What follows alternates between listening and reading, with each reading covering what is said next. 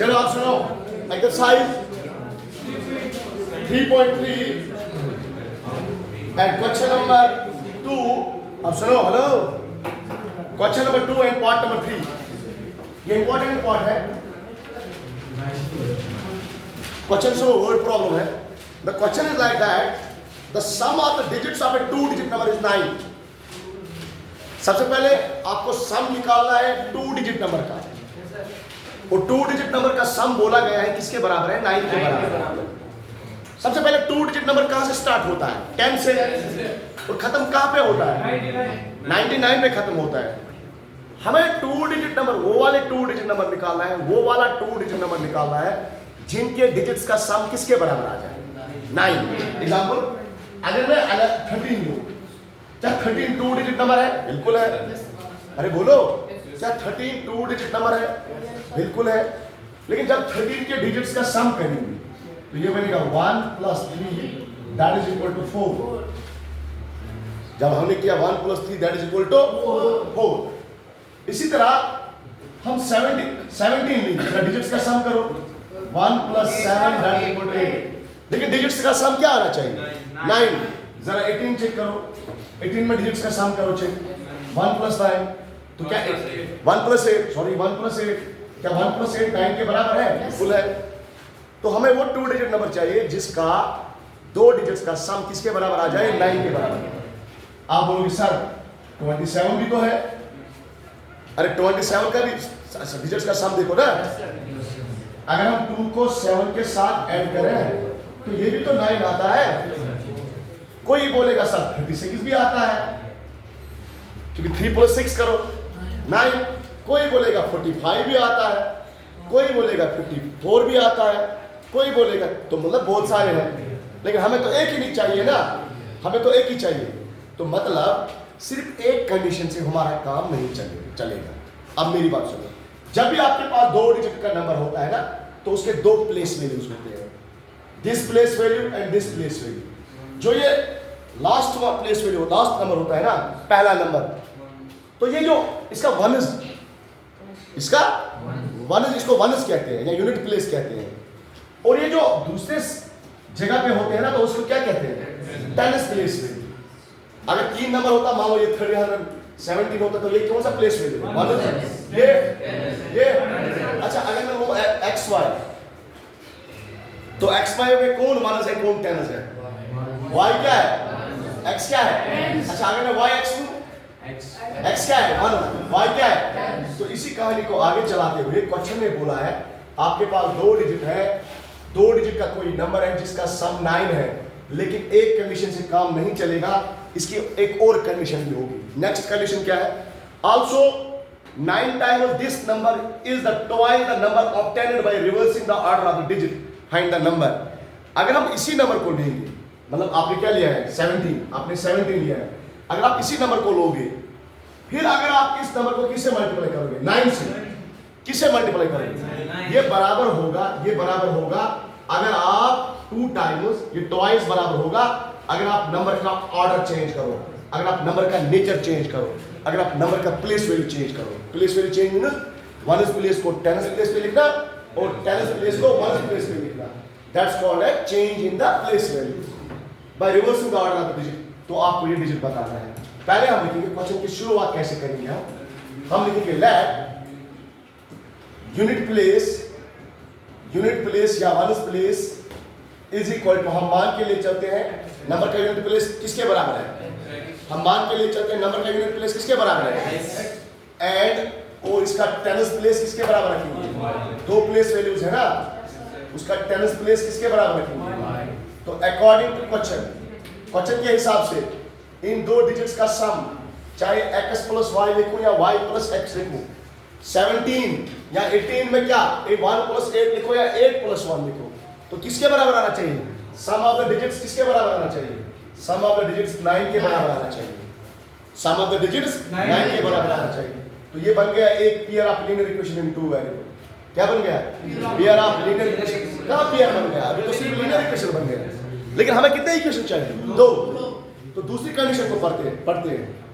Also 9 times this number, अगर मैं इस नंबर को ले लूं 9 टाइम्स, ये जो नंबर लिया हमने। अच्छा एक और चीज सुनो, क्या मैं 18 को लिख सकता हूँ 10 + 8 चलेगा? अरे देखो, क्या 18 के बदले में लिख सकता हूँ 18 के बदले लिख सकता हूँ 10 + 8? बिल्कुल। 27 के बदले लिख सकता हूँ 20 + 7। तो मतलब हमने टेनिस प्लेस को अलग कर दिया और यहाँ पे कितने टेनिस हैं? 20 में कितने टेनिस आते हैं? 2 टेनिस। 10 में कितने टेनिस आते हैं? 1 टेनिस। 37 में कितने टेनिस आते हैं? 3 टेनिस। तो 3 × 10 + 7। तो इसका मतलब है अगर मेरे पास नंबर है yx, अगर मेरे पास नंबर है yx, तो क्या मैं लिखूं ये किसका प्लेस वैल्यू है? टेनिस। तो 10y प्लस कितने y है इसमें? इसमें कितने टेनिस है? y टेनिस है। और माइनस कितने हैं? x माइनस है। तो मैं किसी नंबर को भी, किसी 2 डिजिट नंबर को भी इस फॉर्म में लिख सकता हूं। जैसे कि 99 होगा आपका नंबर, तो आप नहीं लिख सकते हो 9 × 10 + 9। जरा चेक करो, 9 10 are 90 + 9 क्या होगा? 99। इसी तरह मैं yx को क्या लिख सकता हूं? कितने टेनिस है यहाँ पे? y tennis. और कितने माइनस है यहाँ पे? x minus. तो मैं लिखूंगा 9 टाइम्स दिस नंबर, जो कि हमारा नंबर है जिसका टेनिस प्लेस क्या है? y, और जिसका माइनस प्लेस क्या है? x। 9 times this number, that is 10y + x। 10y + x जो हमारा नंबर है इज इक्वल टू, ये बराबर होगा 2 टाइम्स। ये बराबर होगा 2 times if we reverse the order of the digit. If we reverse the order of the, तभी ये क्या था? yx। अगर आप क्या लिखोगे? xy। तो मतलब आपने माइनस प्लेस को किस प्लेस पे रख दिया? Tennis place. और टेनिस प्लेस को किस प्लेस पे रख दिया? Minus place. तो मतलब यहाँ पे कितने x है? कितने टेनिस है? 10x। कितने माइनस है? y। तो it is equal to, if we reverse the order of the digit, it is equal to 2 times 10x + y। आप बेटा क्यों लिख रहे हो बार-बार? हेलो, कल से मैं देख रहा हूँ। तो 9 × 10 क्या बनेगा? 90y बनेगा। प्लस 9 × x क्या बनेगा? 9x बनेगा। 2 × 10x क्या बनेगा? 20x बनेगा। 2 × y क्या बनेगा? 2y बनेगा। तो दूसरा इक्वेशन बनने लगा, दूसरा इक्वेशन बनने लगा। तो मैं लिखूं और 9x पहले लिखूं प्लस 90y, इन चीजों को यहां शिफ्ट करो, -20x - 2y is equal to क्या बनेगा? 0 बनेगा। अब सब्ट्रैक्शन करो आप उसमें, तो ये हमारा क्या है? 9x, हाँ जी, और प्लस माइनस, अच्छा 9x - 20x करो ना यहाँ, 9x - 20x किसके बराबर होगा? 9x - 20x कितना आएगा? -11x। इसी तरह 90 - 2y, that is 88y is equal to क्या आएगा? 0। दोनों में कॉमन माइनस है और 11 है। जब -11 कॉमन लिया तो क्या बचेगा? x। यहाँ पे हमने माइनस, प्लस में से माइनस कॉमन लिया तो माइनस बचेगा। 88 में से 11 कॉमन लिया तो 8 बचेगा, और साथ में क्या बचेगा? y is equal to 0। और मैं लिखूं x - 8y is equal to 0। ये बन गया इक्वेशन सेकंड। तो अब आपके पास आ गया linear equation, pair of linear equation in 2 variable. अब आप आराम से इसको सॉल्व कर सकते हैं, लेकिन बाय यूजिंग एलिमिनेशन मेथड। अब हम एलिमिनेशन मेथड की मदद से x और y का वैल्यू निकाल सकते हैं। तो क्या करेंगे? From equation first and second. जरा फर्स्ट इक्वेशन और सेकंड इक्वेशन ले लो।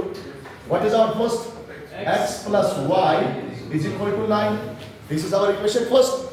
What is our equation second? That is x - 8y is equal to 0. तो एलिमिनेशन मेथड क्या काम करता है? पहले हमें देखना पड़ता है क्या x का कोएफिशिएंट बराबर है। अगर x का कोएफिशिएंट बराबर है या y का कोएफिशिएंट बराबर है तो हम सब्ट्रैक्शन लगाते हैं। लगा सब्ट्रैक्शन, नेगेटिव, ये क्या बनेगा? पॉजिटिव, ये क्या बनेगा? ये x और -x क्या हो गया? Cancel out. y + 8y, that is 9y is equal to 9 - 0, that is 9.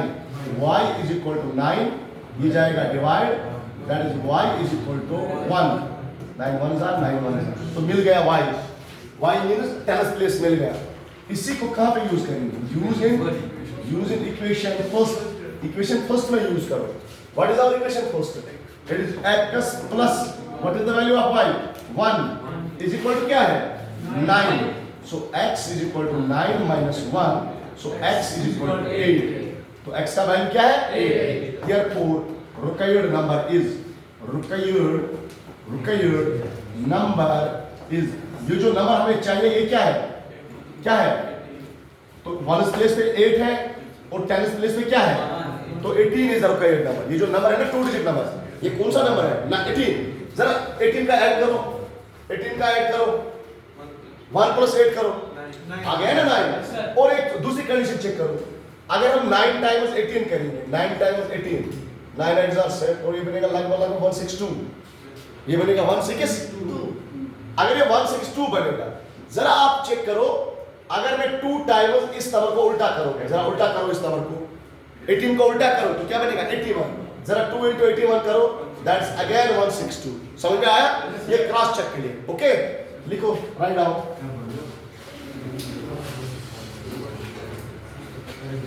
चलो आप सुनो, अब क्वेश्चन नंबर 2 का ही देखते हैं कौन सा पार्ट नंबर 4 एक्सरसाइज 3.3। हालांकि इन पार्ट्स को आप छोड़ भी सकते हो बोर्ड के लिए एग्जाम के लिए। पार्ट क्या है? Meena went to a bank to withdraw ₹2000। Meena एक लड़की है, वो चाहती है कि मैं बैंक से कितने रुपए ड्रॉ करूं 2000 रुपए कैश लाऊं बैंक से, ठीक। अब मसला क्या है, उसको कितना पैसा लाना है 2000। शी आस्क्ड द कैशियर, उसने कैशियर से पूछा, इसको बोलो बंद करो यार।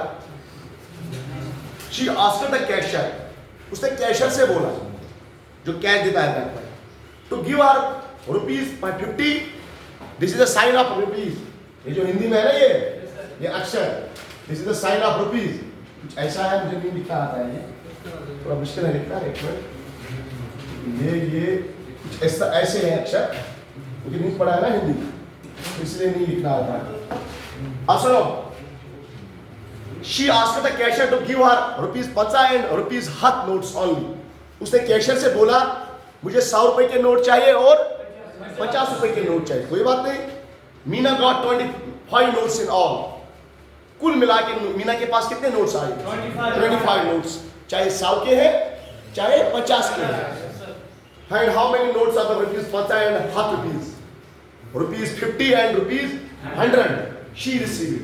आपको बोलना है उसने कितने 50 रुपए के नोट लिए और उसने कितने 100, लेकिन कुल मिला के कितने नोट लिए उसने 25। और कितना कैश था, what is the total cash, चाहे 50 रुपीज का है या 100 रुपीज का है, लेकिन कैश कितना आएगा उसके पास 2000। तो हम लिखेंगे लेट नंबर ऑफ 50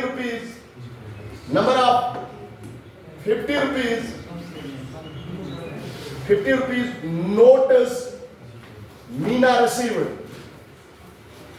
मीना ने 50 रुपए के कितने नोट लिए मान के ले चलते। आपको पता है उसने कितने लिए 50 रुपीज के नोट, उसे पता है आपको कितने लिए हैं?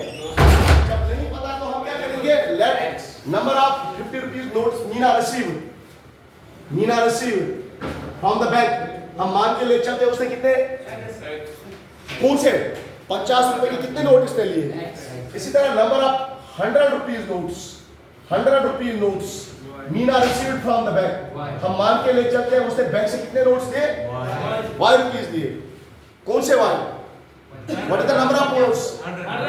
Number of notes Meena received 100 rupees notes, that is Y।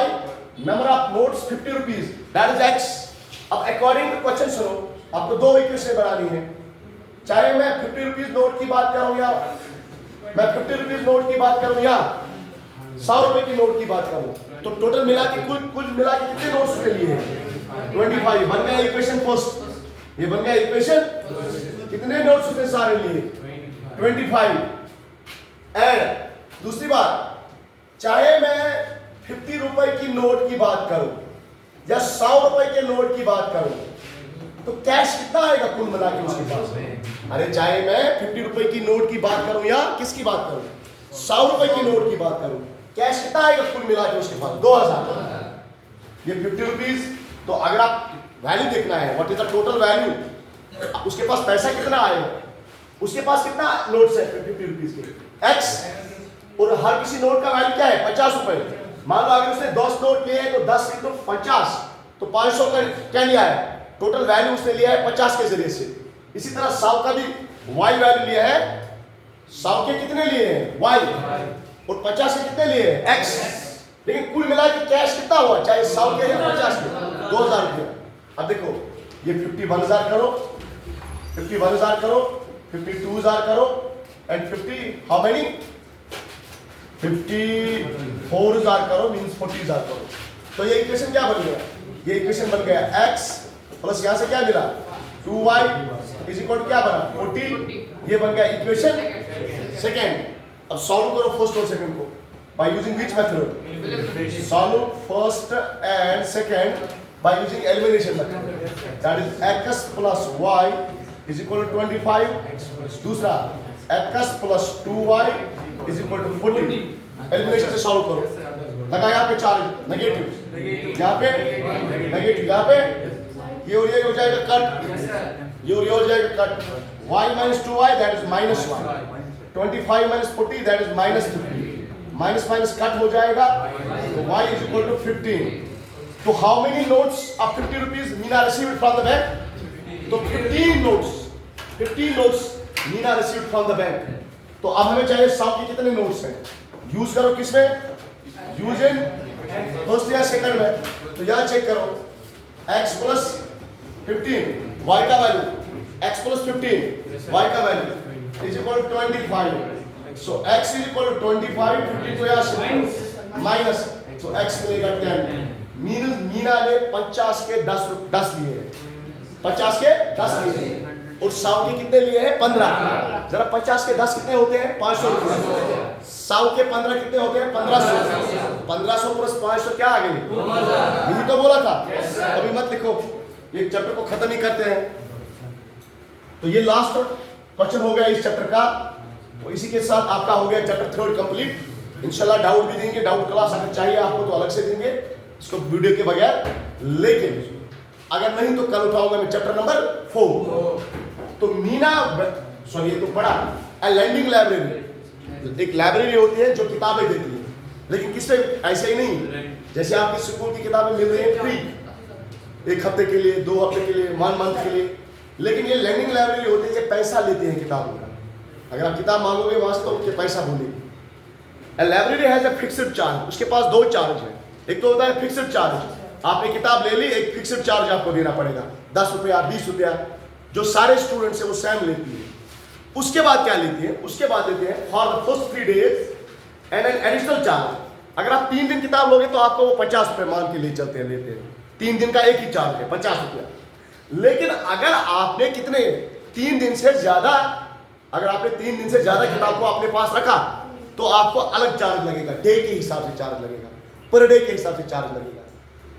तो अब 2 केसेस है आपके लिए यहाँ। सरिता, एक बच्ची है Sarita, paid 27 rupees for a book kept for 7 days. Sarita ने 7 दिन के लिए बुक ले ली और उसको कितने रुपया भरना पड़ेगा 27 rupees. While Susi paid 21 for the book she kept for 5 days. सुसी ने कितने रुपए दिए 21, कितने दिन किताब में रुपया 5 days. Find the fixed charge and charge for each extra day. आपको एक तो बताना है what is the fixed charge और उसके बाद बताना है what is the charge per day. बोलो fixed charge कितना है। जब चीजें नहीं पता होगी तो क्या लिखते हैं net fixed charge is equal to net fixed charge। हम मान के ले चलते हैं fixed charge is equal to x rupees. हम मान के ले चलते हैं जो फिक्स्ड चार्ज है लैंडिंग लाइब्रेरी का वो कितना है x रुपीज, मुझे नहीं पता है। और charge per day, charge per day ये जो एक्स्ट्रा चार्ज है ना, उसके बाद अगर आपने 3 दिन से अलावा किताब ली, अगर आपने 3 दिन से अलावा किताब ली तो आपको कौन सा चार्ज लगेगा एक्स्ट्रा चार्ज। अगर आप देखोगे ना तो दोनों केस में आपके पास क्या है, सरिता ने भी किताब कितने दिन के लिए है 7 दिन के लिए, तो मतलब 3 दिन से ज्यादा है। सुशी ने भी कितना किताब कितने दिन के लिए है 5 डेज, मींस 3 दिन से ज्यादा, तो दोनों को कौन सा चार्ज भी लगेगा extra charge. Hand the fixed charge and charge extra charge. अब सुनो अकॉर्डिंग टू क्वेश्चन फॉर सरिता, चलो फॉर सरिता के केस में उसे कितने दिन काट ली है, उसे किताब कितने दिन के लिए 7 दिन। तो पहले 3 दिन का क्या लगेगा फिक्स्ड चार्ज, पहले 3 दिन का एक ही चार्ज है x। अब 7 दिन में 3 दिन कम करो 7 दिन में 3 दिन कम करो, बोलो 7 दिन में 3 दिन कम करो, क्योंकि उसका फिक्स्ड चार्ज है। तो क्या बचेगा 4 दिन। उन 4 दिन का कौन सा चार्ज लगेगा? Extra charge. तो कितने दिन है? 4 दिन एक्स्ट्रा चार्ज। एक दिन का कितना है? वाई। कुल मिला के सरिता ने कितने पैसे दिए हैं? 27। बन गया इक्वेशन फर्स्ट। उसके बाद फॉर सुशी, सुशी के केस में देखो, सुशी ने कितने दिन किताब अपने पास रखी है? 5 दिन। तो पहले 3 दिन का क्या लगेगा? सेम चार्ज, फिक्स्ड चार्ज, एक पर्टिकुलर चार्ज लगेगा। लेकिन उसके बाद कितने रह गए? 5 दिन में से 3 दिन काटो, क्योंकि 3 दिन का आप उसको क्या दे रहा है? फिक्स्ड चार्ज है। उसके बाद कितने दे रहा है? 2 दिन। तो 2 दिन एक्स्ट्रा जो है ना, उनका क्या चार्ज लगेगा? वाई के हिसाब से। लेकिन कितना पैसा दिया है सारा उसने? इक्वेशन अब आ गया, इक्वेशन फर्स्ट भी, इक्वेशन सेकंड भी। तो आप क्या करना है? लगाओ एलिमिनेशन, आपको फिक्स्ड चार्ज भी मिलेगा और एक्स्ट्रा चार्ज भी मिलेगा। ये दे दो, नेगेटिव दे दो, नेगेटिव दे दो, नेगेटिव दे दो। x और x गया, 4y minus 2y that is 2y is equal 27 minus 21 that is 6। तो y हो जाएगा 6, 2 जाएगा divide, 2 1s are 2 3s are, so the value of y is equal to 3। this is the value of y। इसको use करो, use in first करो या second करो, ये मिलेगा x plus 4 into y का वैल्यू क्या है? 3 is equal to 27।